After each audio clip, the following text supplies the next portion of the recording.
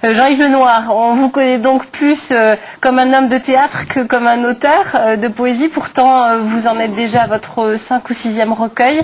Vous publiez Je aux éditions de la Nouvelle Pléiade. Comment est né cet ouvrage ? Oh, c'est un recueil qui comporte, je crois, 70 poèmes ou quelque chose comme ça, que j'ai écrit dans les 5 dernières années. Parce que, effectivement, ma véritable passion, encore plus que le théâtre, c'est d'écrire. Et un autre livre d'ailleurs de nouvelles est beaucoup plus gros, beaucoup plus volumineux, est en préparation et devrait sortir avant la fin de cette année, et qui s'appellera Coquelicot.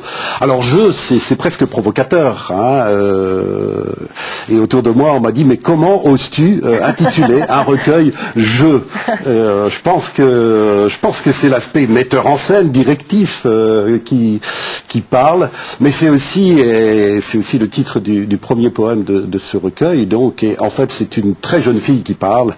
Oui, c'est ça, vous prenez la voix d'une jeune fille. Exactement. Et donc c'est en fait la voix d'une jeune fille, puisque l'un des 5 thèmes de ce recueil, finalement, c'est un hommage à la beauté et aux femmes, et en particulier aux jeunes femmes. Donc voilà, c'est en fait une femme qui parle. Il est question beaucoup de désir, de tendresse dans les premiers poèmes de ce livre. Absolument, il est beaucoup question de tendresse et de désir, et vous avez raison d'employer les 2 mots, car pour moi ils sont essentiels et indissociables. Et je crois qu'une partie importante de ma vie tourne autour de ces 2 mots. Et que je suis toujours en train de me demander, même si mon âge commence à bien avancer, comment on fait pour connaître la tendresse, le désir, et comment on fait pour connaître les femmes. J'entendais Christine qui parlait tout à l'heure de dentelle, de robe. Il est question de tout ça dans ses premiers poèmes. Il est question... J'avais une arrière-grand-tante qui m'a beaucoup marqué car elle m'a servi de mère, qui était couturière. Et donc je me retrouvais dans ce que vous disiez, Christine, parce que ça m'a marqué tous ces tissus, tous ces fils à coudre, tous ces ciseaux, toutes ces craies pour marquer les tissus. Tout ça est dans les poèmes. Et bien entendu, il y a la robe que l'on voit, et il y a le dedans des robes qui me faisait si peur, comme je dis. Hein. Alors il y a plein d'autres thèmes qui sont développés effectivement dans ce recueil. On a l'impression de découvrir des sujets très très différents qui finalement vous touchent tous autant. Et on a l'impression de voir finalement une personne derrière tout ça avec des centres d'intérêt bien divers. On retrouve des titres de poèmes, Limagne, Clermont, on a l'impression que l'Auvergne, votre Auvergne d'adoption est très présente aussi. Elle vous inspire, cette région ?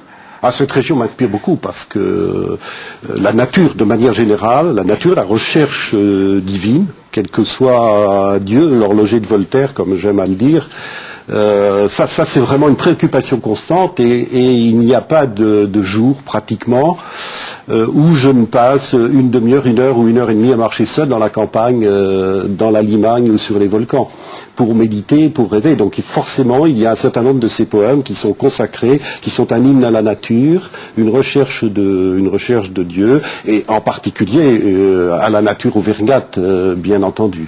Mais il y a d'autres thèmes, comme vous le disiez, il y a des thèmes plus sérieux. Il y a une thématique sur ce qui m'a touché ces dernières années. C'est ça, on vous découvre un homme préoccupé par l'actualité, par l'histoire, par la guerre, notamment tout un chapitre dédié à la guerre des Balkans. Oui, absolument, la guerre des Balkans, l'Afghanistan, l'Irak, l'islam. Comment on fait de la poésie avec des thèmes aussi durs que cela ?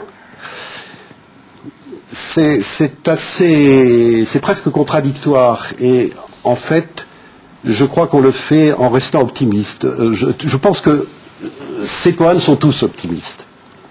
Et leur constante, parce que c'est ma nature, c'est parce que je suis un homme de comédie et non pas de drame et de tragédie, ou beaucoup moins, c'est d'être heureux, de le dire, et de trouver à travers les horreurs du Kosovo, quand même qu'il y a des coquelicots. Et un coquelicot, c'est beau, même si le coquelicot est symbole du sang, même si le voile afghan d'une femme afghane est quelque chose qui ressemble à une prison, c'est aussi un muguet du 1er mai.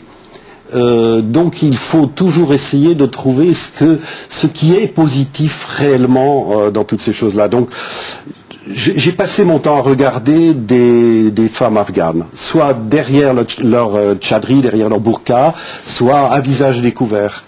Et là, la guerre devient très belle. Alors il est évidemment également question de théâtre dans ce recueil. Je voudrais vous demander de nous lire un de ces poèmes que vous avez écrit. Jean-Yves Lenoir, je crois que vous avez choisi Abeille. Ben, j'ai choisi Abeille, oui, parce qu'il est question aussi dans ces poèmes des grands hommes, des peintres. Alors il est beaucoup question d'un certain nombre de peintres, de Lacroix, Giotto, d'autres, et évidemment aussi du grand homme parmi les grands hommes pour moi, Molière. Sans mon outil préféré... On vous laisse chausser vos lunettes. Oui, non, ça ne serait pas possible.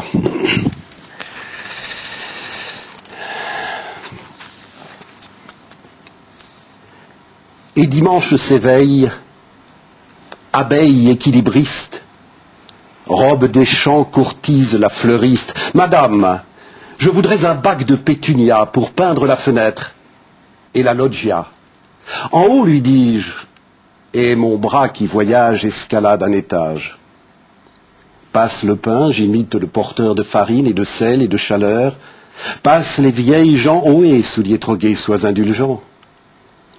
Derrière les pétunias, derrière le linge frais qui voile la verrière, s'égrène une sonate de forêt. La jeune fille joue, clavier cuivré, cheveux et nattes coloriés à l'eau permanganate.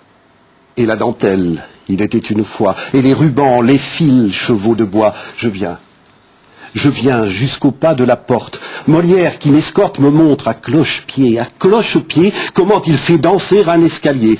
Et dimanche s'éveille, abeille. Merci Jean-Yves Lenoir. Donc ce recueil de poésie donnera lieu à 2 soirées au Théâtre du Valet de Cœur, les 4 et 5 mai à 20h30. Marie-Françoise Savary et Anne-Sophie Foucard feront la lecture de ces poèmes. Et puis à leur côté, des musiciens, une violoniste Zuzana Dinikova et puis plusieurs bassonistes. Un fagot de basson, oui, c'est une petite allusion. Ce n'est pas moi qui les ai baptisés ainsi, ils se sont baptisés ainsi puisque basson en allemand, chacun le sait, c'est fagot. Alors donc c'est devenu fagot de basson. C'est un ensemble de tiers et qui joue dans différents orchestres aussi connus de la région. Rendez-vous donc au Théâtre du Valet de Cœur. Hein. C'est les 4 et 5 ou 5 et 6 d'ailleurs 5 et 6. 5 et 6, très bien. Voilà, merci à tous les deux d'avoir été nos invités.